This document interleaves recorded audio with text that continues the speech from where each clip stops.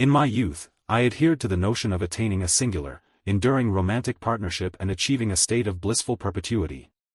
This concept may appear to be unadulterated, yet as one's lifespan progresses, unforeseen obstacles emerge, and the aspirations of one's formative years may diminish.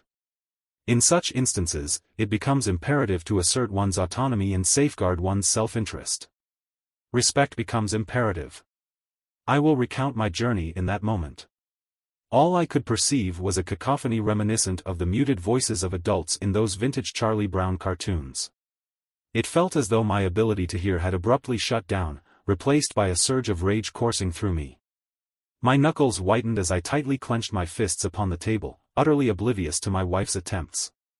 Despite my anticipation for a relaxing Friday night with a beer to inaugurate the weekend, reality intervened. My wife, with a mere 5 words, "Honey, we need to talk," dropped a bombshell. Before delving into the matter at hand, I will provide some background information. I am David, a 29-year-old male.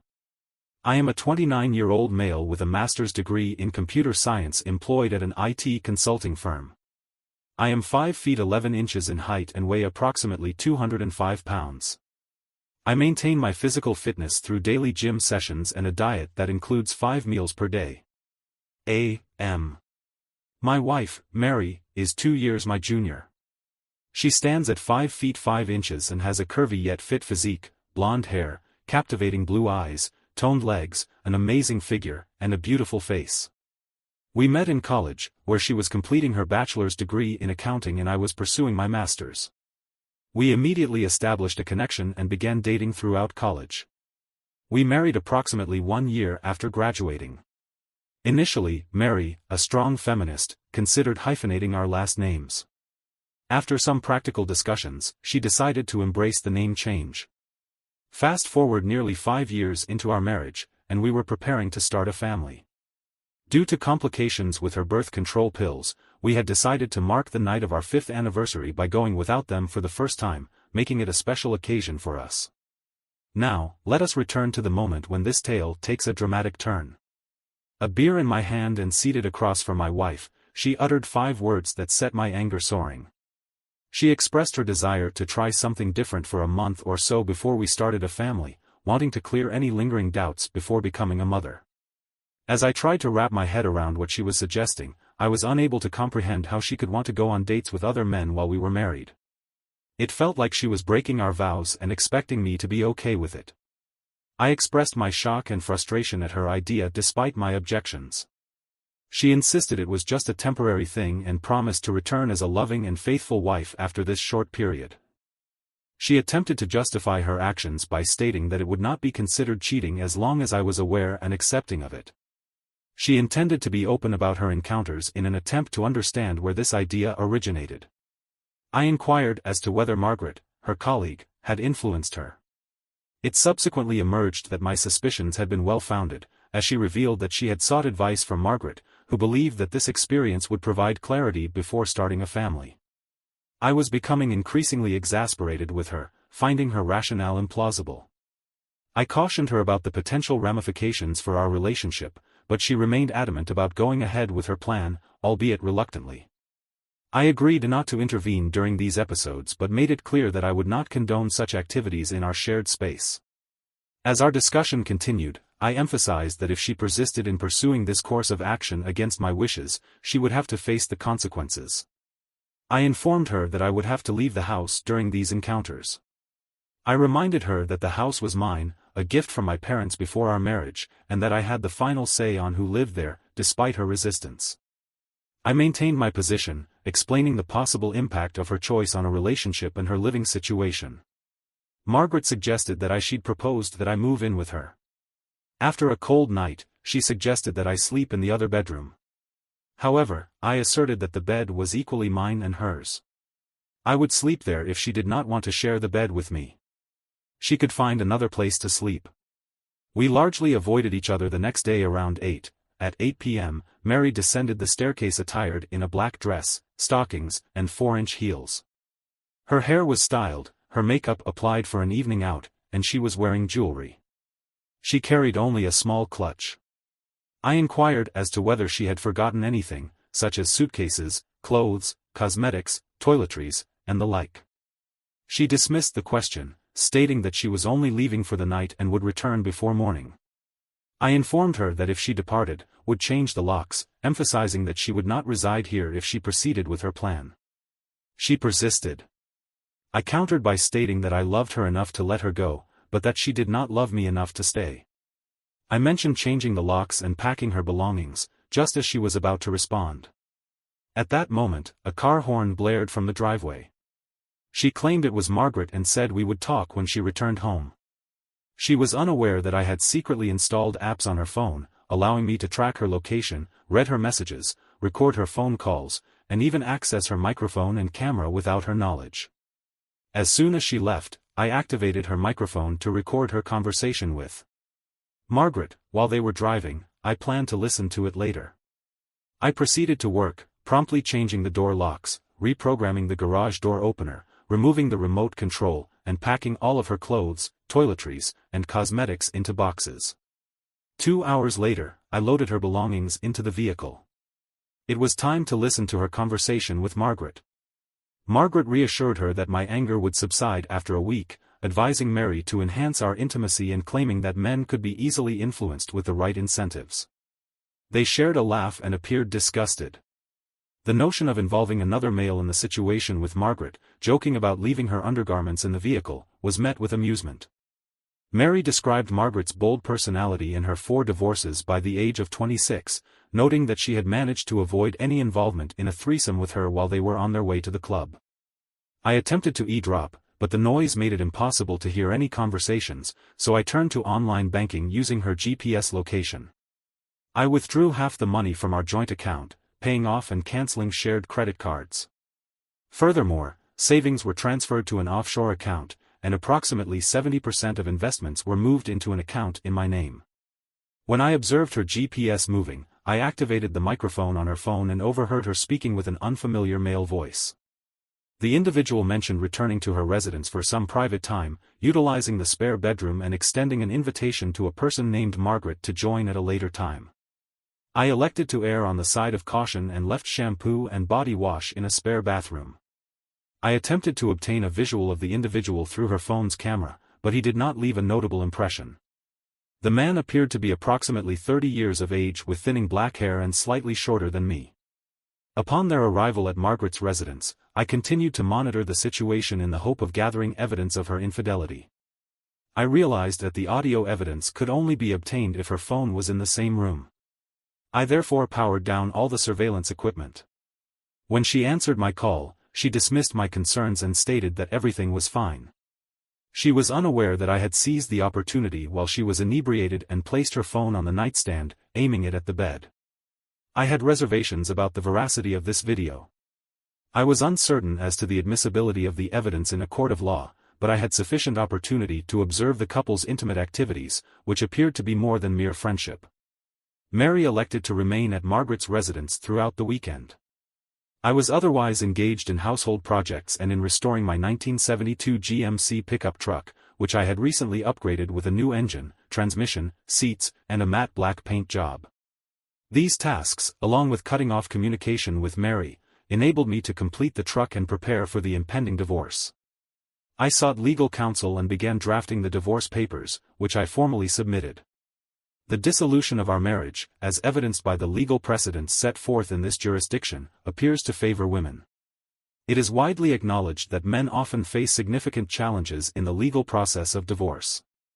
Women frequently utilize the victim narrative, leaving the financially dependent spouse to bear the financial burden of the dissolution. A philandering lifestyle presents a significant challenge for men seeking to protect themselves. Consequently, on Friday evening, my truck was immaculate, and I was prepared for the night. After a refreshing shower, a clean shave, and a dash of cologne, I dressed in some freshly pressed jeans and a sharp black button-down shirt. I selected a low-slung shirt and stylish rattlesnake leather cowboy boots to treat myself. I proceeded to a high-end steakhouse for dinner. While the specifics of the meal are not important, I will say that the T-bone baked potato and vegetables were exceptional, as was the top-notch service. Notch salad. Now, let us proceed to the main event. Upon exiting the restaurant, I ascertained that Mary was indeed at the club with Margaret, who had arrived approximately half an hour earlier. It was time to implement my plan of action. I had every reason to believe that this would infuriate Mary, and I could not help but smile as I parked a couple of spaces away from her vehicle. This time around, Mary appeared to be the designated driver, which made my plan more feasible. I was able to proceed with a greater degree of ease, as I was no longer concerned with the possibility of leaving Margaret stranded. My primary objective was to persuade Margaret to accompany me, with a clear plan of action and a contingency plan in case Margaret had any moral objections. I entered the club with a sense of confidence, as it was not difficult to locate Margaret. I made a casual observation, noting that Margaret was not expecting to see me there. I then proceeded to approach their table. With a beverage in hand, I timed my arrival to coincide with Mary's departure to dance with another gentleman. Margaret, displaying a certain degree of apprehension, inquired as to my purpose in being there. I responded that it was probably for the same reason as her, namely, that since Mary had moved in, I had decided to visit the club and enjoy myself that evening. Speaking of which, would you care to dance? Margaret inquired, after a moment of hesitation, but ultimately agreeing to the proposition. We proceeded to dance. I proceeded to dance with Margaret for several fast-paced songs before a slow one began. I did not allow her an opportunity to leave as soon as the music started. I pulled her close to me and initiated the party approximately 1.5 songs later. Mary observed me, and I could not suppress a laugh when her initial surprise transformed into fear, suspecting that she had been discovered. After the song concluded, she made a hasty exit. I proceeded to the dance floor and returned to our table, where I observed Margaret casting me a disapproving glance. I was only just beginning to anger her. I continued to dance with Margaret, and I must note that she is a particularly attractive woman. It did not take long for other patrons to turn their attention to us. Mary became aware of this and gave me a look that conveyed her displeasure. As the music came to a close, I placed my hand on Margaret's backside ever so slightly. When we reached their table, I politely escorted Margaret back to it. She even invited me to join them, and I accepted. On our way back, we flagged down the waitress for some drink refills. Being a gentleman, I suggested that we put all 3 drinks on my tab. However, Mary confronted me. She glared at me with suspicion, inquiring as to my reason for being there. I simply responded that I was there for the same reason she was, to drink, dance, and have a good time. She accused me of attempting to disrupt her KN, but I dismissed the accusation, explaining that I was unaware she would be present. Mary attempted to make me jealous by flirting with other men, but I ignored her and maintained my focus on Margaret. We spent the majority of the evening together. They asserted their mutual interest and made it evident that they were a couple. After approximately 2 hours, I decided it was time to take my leave. Margaret was prepared, and we proceeded to return to my residence. She did not appear overly concerned about Mary. In fact, she stated in a nonchalant manner that Mary could find her own way home in the vehicle. I maintained a lively atmosphere, and once we reached her residence, we did not hesitate to engage in sexual intercourse. The situation intensified considerably, and we were largely unaware of the front door being slammed shut. Margaret, for her part, was quite vocal, which probably drowned out any other noises. The following morning, things were somewhat awkward.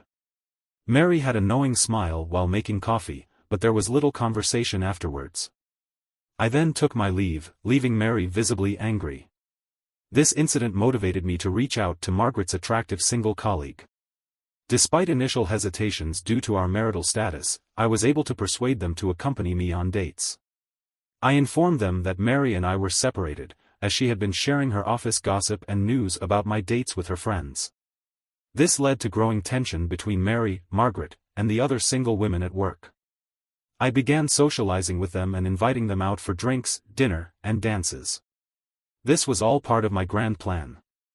I strategically showed up wherever Mary was, using GPS tracking and some nifty voice and video apps on her phone. I heard from her coworkers. Despite Mary's attempts to bring other men along on our dates, the workers expressed genuine admiration for our experiences.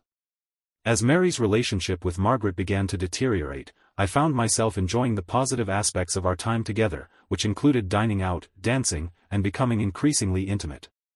Additionally, I was able to appreciate the nuances of Mary's emotional state, including her frustrations and rants.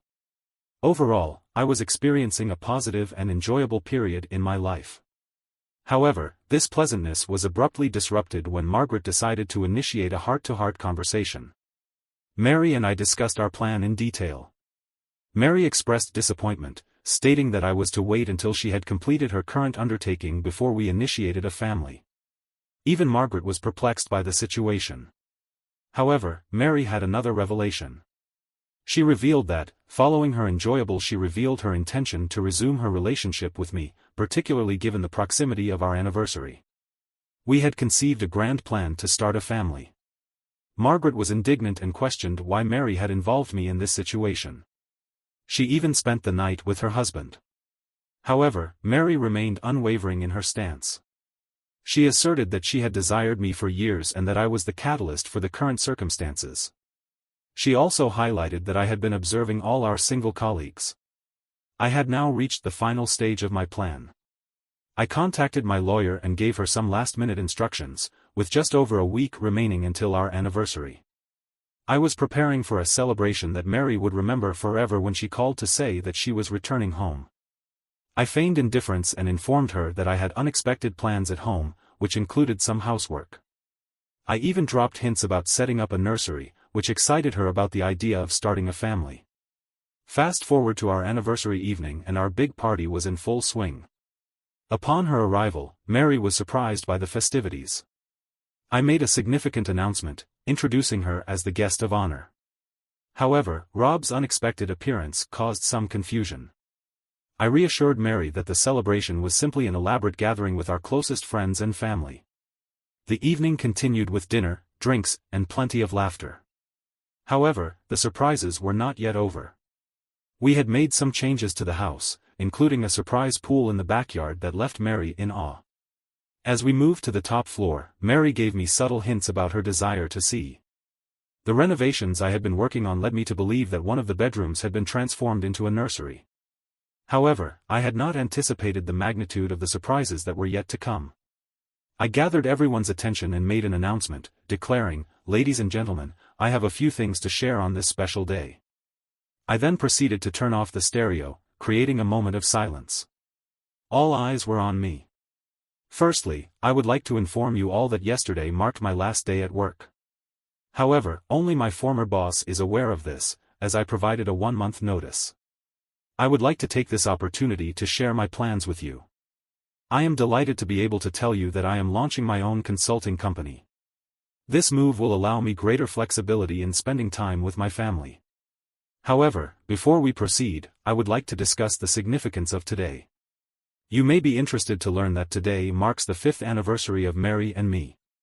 In addition, I would like to share with you a further piece of news. We have decided that today is also the day we will start building our family. This is a special gift to commemorate our journey together. I would now like to make an announcement. I took a step back and gave a nod to the woman with red hair in our group, then spoke up and said, "Mary Bader, you have been served." She then proceeded to reveal a previously unknown detail. 2 months ago, Mary informed me of her desire to date and engage in intimate relationships with other men. She did not explicitly seek my consent, leaving me with minimal options. Consequently, over the past 2 months, she has been residing with a friend and inviting various men to her residence. I found this situation intolerable. To be fair, I also dated other women, but only after Mary violated her wedding vows. In the midst of Mary's outcry, I revealed the truth because of your actions. Mary, I have decided to grant you a divorce so that you can pursue whatever makes you happy, but rest assured, it will not involve me. Mary believed that I was doing some home renovations, which I indeed did. I showed her the new pool and all the other improvements. In addition, I had repainted the master bedroom, put in a new shower, and added a jacuzzi tub to the master bath. I even combined the smaller spare bedrooms into one bigger room for a specific reason. While explaining all this, I became visibly upset.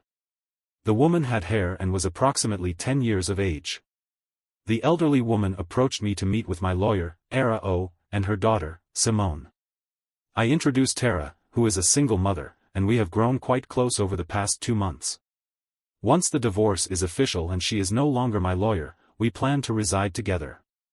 Tara and Simone will be moving in with me. I then concluded by stating that Mary had requested my belongings. I had previously asked Mary to retrieve her suitcases from her vehicle. You will not be returning here.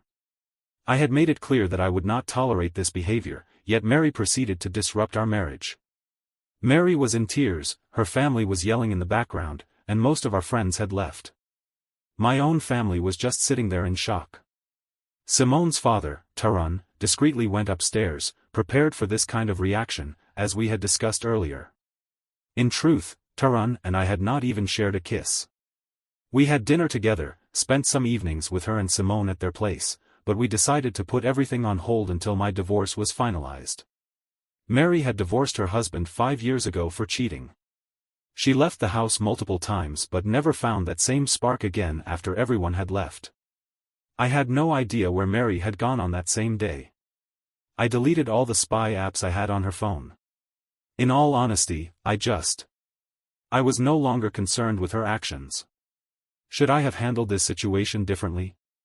Perhaps I should not have involved Tara and especially Simone, but why did I pursue this course of action? The answer is anger.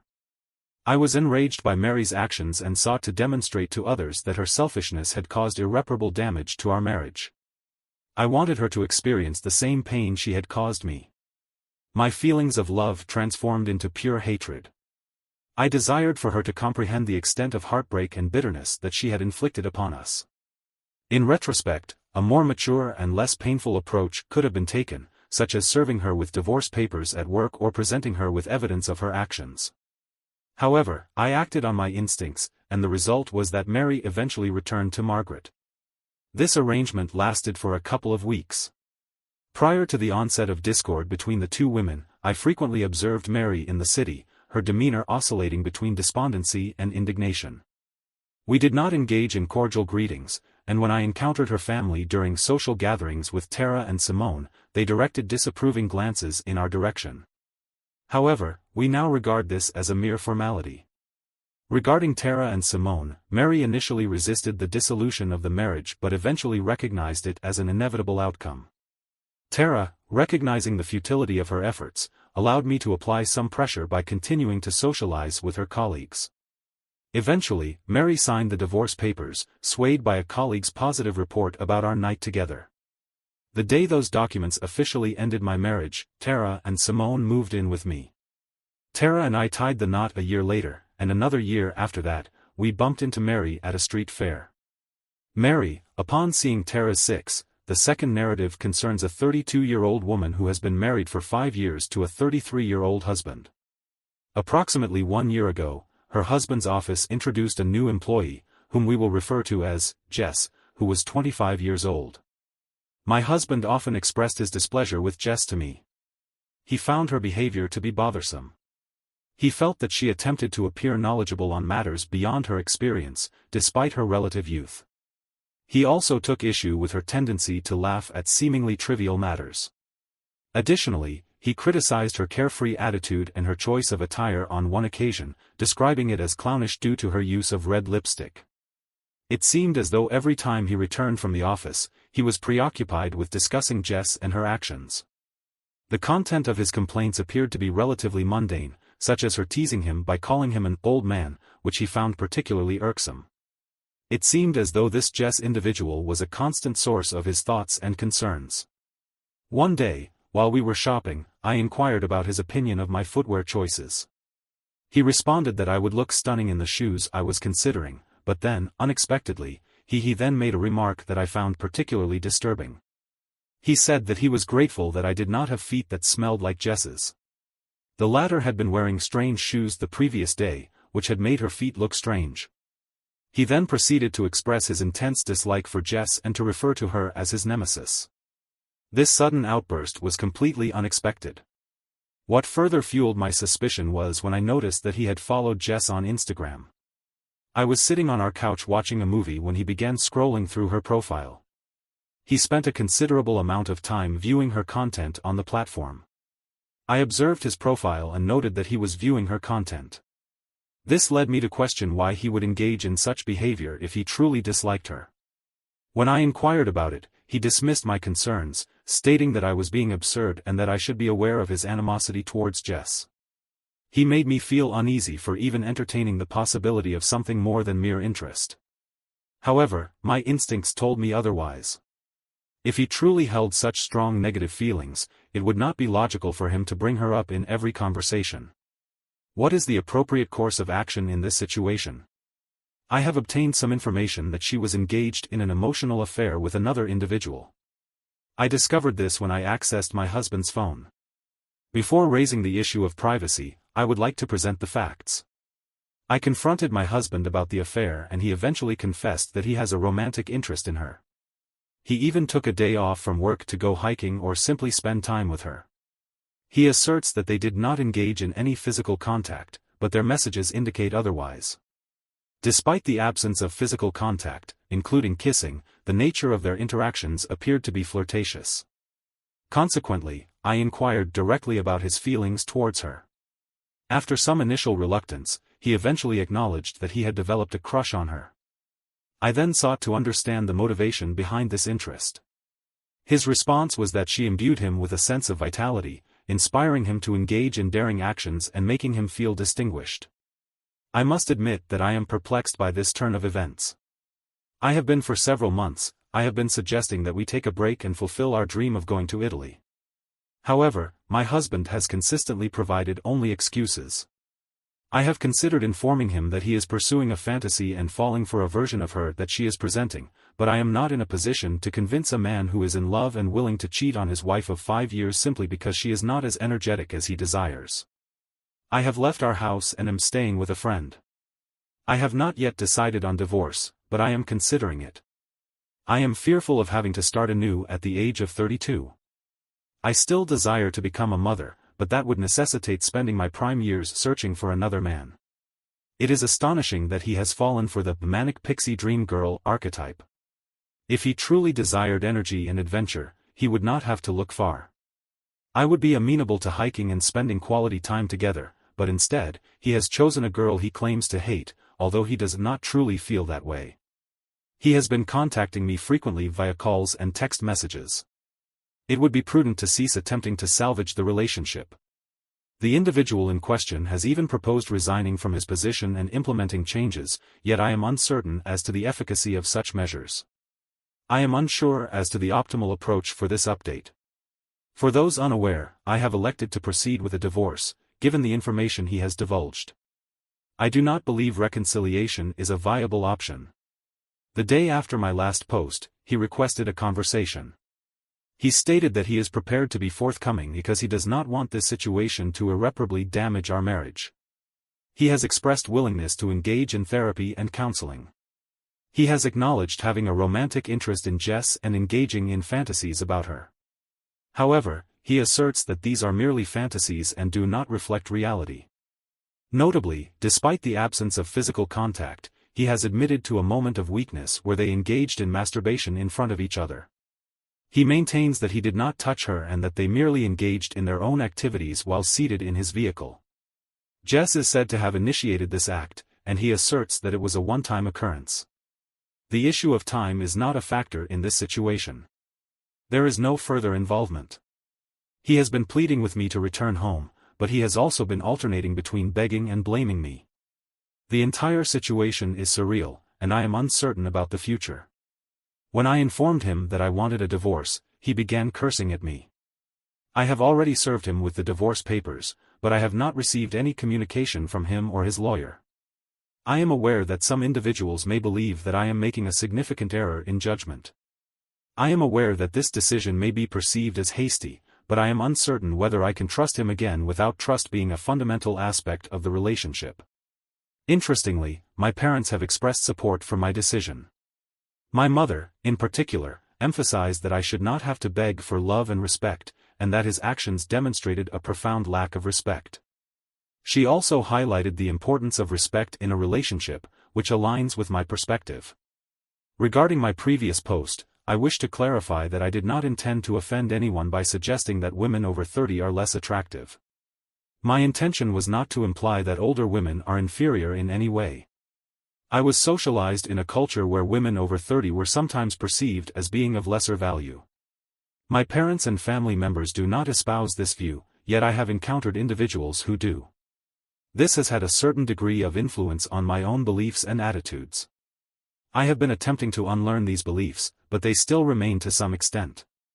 Regarding the future, I am currently unable to make any predictions. My depression and anger prevent me from thinking about the future with any clarity. I should also mention that I have been in therapy since I was 25. A marriage is a partnership, yet the responsibility for its dissolution is often placed on one individual. My husband's infidelity, which occurred in the context of a relationship with a colleague, has led to my decision to initiate divorce proceedings. However, I have been subjected to criticism for my role in the breakdown of the marriage. The assertion is that I am responsible for maintaining the relationship, whereas my husband's actions were driven by a lack of interest in the marriage itself. This perspective ignores the fact that, in many cases, there is no clear distinction between infidelity and a lack of commitment. My parents have been supportive throughout this process, as have many of my relatives and friends. However, there is a perception that, in the absence of emotional attachment, the act of infidelity does not carry the same weight. Even my own brother is berating me for leaving my marriage, telling me I'm giving up too easily and should grow up and fix it instead of breaking it. However, I have my doubts. Why is it my burden to fix something I didn't break? I've been a loyal wife to him and never strayed. Is it not the case that marriage is a partnership with mutual effort? I've noticed that many women and men feel pressured to accept the narrative that they're breaking up their family by the pressure I am experiencing, particularly from my own brother, is a significant source of frustration. I am questioning whether I should forgive my husband, or if I am entitled to pursue a better future and express my anger. Ultimately, my husband and I are pursuing a divorce. His relentless efforts to convince me to stay are causing me immense distress. Legally, we are still married, but I have learned that he is now dating his work colleague. The same girl he previously expressed disdain for is now a frequent subject of his social media posts, despite his previous lack of activity on Instagram and Facebook. I believe his intention is to provoke me, and I feel foolish for monitoring his interactions with her. Her profile is filled with images of them together, accompanied by captions such as, "We husband." I understand her immaturity, yet I find myself preoccupied with these developments. I wish I could remain indifferent, but I'm struggling to muster the strength to do so. I'm attempting to project confidence, but I'm not succeeding. I attempted to employ the gray rock technique, but it was challenging. Regardless of his actions or the extent of his humiliation, I still loved him. I had dreams about our future together. It is daunting to contemplate rebuilding my shattered trust while he is engaging in intimate closeness with. I am continually reassuring myself that the affection he is displaying towards his work colleague is not genuine, that he is merely infatuated with the archetypal, manic pixie dream girl. However, it is painful to acknowledge that he has chosen her over me. I initiated the divorce proceedings and the subsequent move out of our marital home. I had aspired to become a mother with a supportive husband, but I am now forced to confront the reality of my situation. Time is running out. If I were in a more desperate situation, I might be able to forgive him, but I am unable to do so. My heart is unwilling to allow it. I am struggling to understand why his work wife is more important than his actual wife. I am also struggling to understand why I had to compete for his attention when she was getting it for free. I do not want to be jealous, but I am. I would prefer to be able to reconcile, but based on my personal characteristics and my accumulated knowledge, I recognize that this is not a viable option for me. It is challenging to maintain a contradictory lifestyle where I outwardly express indifference towards him, yet I still experience emotional distress due to the realization that he has seemingly replaced me. I am attempting to move forward with my life, but I am currently separated from my husband due to, in addition, he was involved in an emotional affair, which I suspect was also physical, although he has not admitted this. I was unable to continue in the face of the overwhelming evidence of his emotional affair. 2 months have elapsed since our separation, and he has already commenced a relationship with another. Currently, I am experiencing depression and anxiety, and I have commenced therapy. However, I feel low, particularly during the holiday period, when we used to spend time together in a comfortable and private setting. I had not anticipated spending the holidays alone, but I believe I have made a mistake. I am currently residing with my parents, and I have a history of hosting large Christmas dinners. I recently became acquainted with a man who is the son of my father's friend. He is divorced and has a child. We subsequently engaged in sexual intercourse. I acknowledge that I was experiencing feelings of loneliness. I am not typically inclined to engage in casual sexual encounters, yet I am burdened by a profound sense of guilt.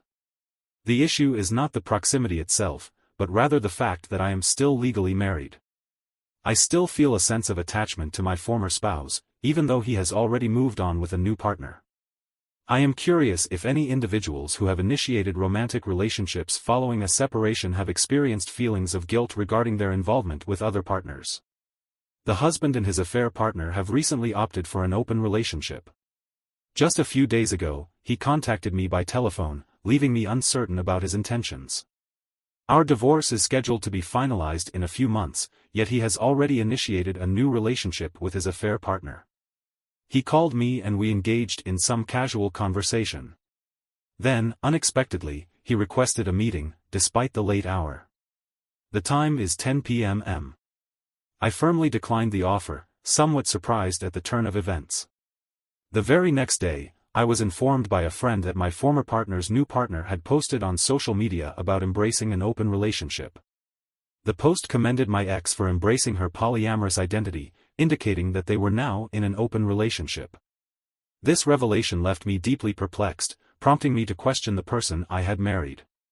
How could he undergo such a drastic shift from our previously established monogamous stance? Our previous stance on monogamy is now untenable. It is challenging not to question the choices made by my former partner. He betrayed my trust, subjected me to immense pain, and is now in a relationship that is incongruous with our previous shared values. This has prompted me to re-examine my understanding of his character and to consider whether these facets of his personality were always latent, waiting to emerge.